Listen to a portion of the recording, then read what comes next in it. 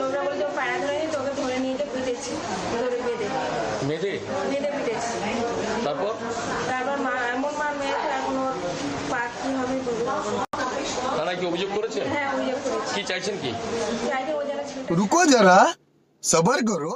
Hello, হ্যাঁ কাকিমা এতক্ষণ পরে স্বীকার করেছে পায়রা নাকি কার বাড়ি দিয়ে এসছে না কি এসছে না, কথা বলো। নিয়ে তো বলতে বলছো, বলো।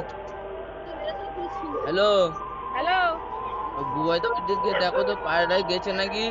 গেছে নাকি? আমি তুই তো দেখতে পারবো না, আমি দেখতে পারবো না তো। তুই ওখানে গলায় যাই তো মর, আমি দেখতে পারবো না।